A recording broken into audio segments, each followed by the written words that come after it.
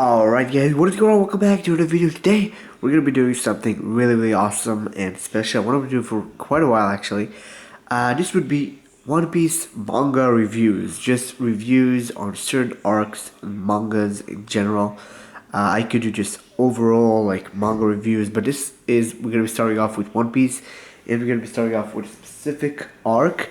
We're going to be starting off with the first arc in One Piece series, which is Romance Dawn. So Romance Dawn is the first arc in the East Blue Saga, which kind of contains a lot of different stuff, which we're gonna get to. But the first arc is the beginning of One Piece. The beginning, which is incredible, long and awesome story, begins with Romance Dawn. Now, Romance Dawn actually is 7 chapters from chapter 1 all the way to chapter 7, so it's almost one volume.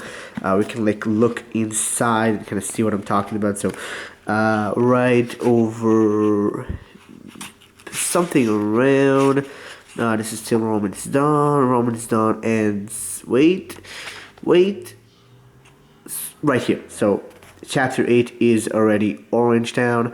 Yeah, but all the way to Orange Town, this is the first arc in the series, and this is one of the most incredible arcs, at least in my opinion, the way to open up a story. It's not complex, it's not anything like super special, it's very simple, classic kind of shonen, but it's so good. So the first page starts off with like the beginning of everything. So we have like the old pirate, King of the Pirates, Goldie Roger, and we see his execution, and he says like, my treasure, the One Piece. It kind of just brings everything we want to know, and right from the get-go we're already getting to like Luffy, our main character. We see him as a child, and the first chapter is his whole motivation to becoming what it is, to kind of go for his dream of becoming the Pirate King.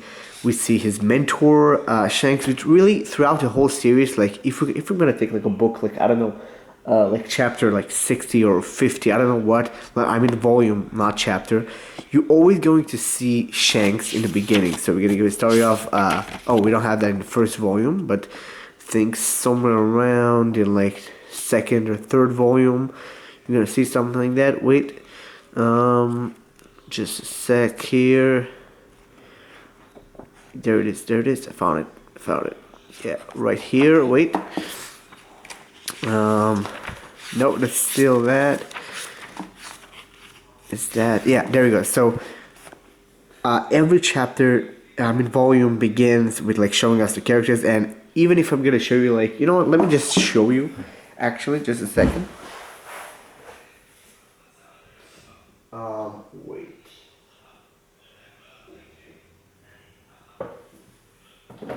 So I have here volume 60.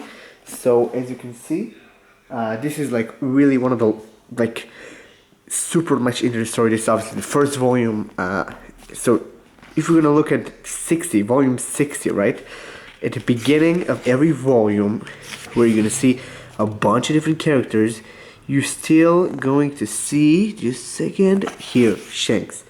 So this is our main character's mentor that, like I said, appears in the beginning of the story and gives us the whole backstory to what, why, and the whole reason behind Luffy and what he got, why he wants to become what he is. So yeah, if you're gonna see, this is just the first chapter, by the way. So he sees getting his powers, all that good stuff that you normally used to seeing like shonen, but then we have that moment, which I'll show you.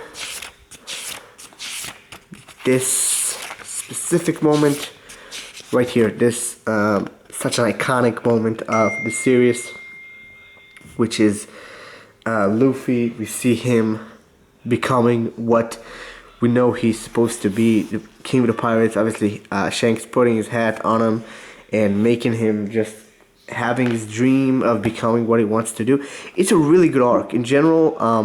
From there, this arc jumps to Luffy being, his normal age, and we see him with his all struggles, and not really struggles, but just seeing him kick ass and seeing him become kind of the first part of what he wants to become to reach his goal, I guess.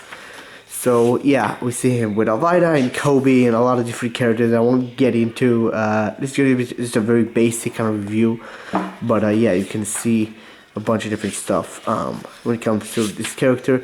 Obviously, then in chapter 3 meets his no crewmate, his first crewmate, and I love the story they've got here because what Oda managed to do in this chapter and just regularly in the beginning of the story is showcasing us the characters in a really quick manner.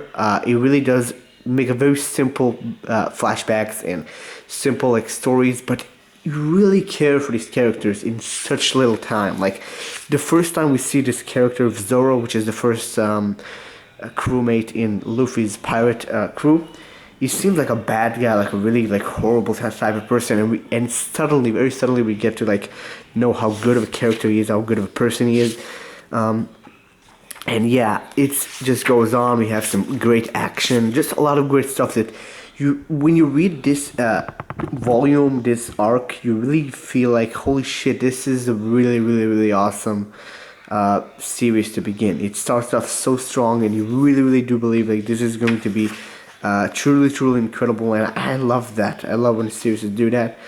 You truly can see the future and the hope of the series, and man, I love this. This just shows so much optimism and awesomeness, and I really, really like this arc. I tend to just reread it so much. It is incredible. My God, I love this so much. We get like some very quick backstory and flashback to Zoro. Very little. That's it. It's done already.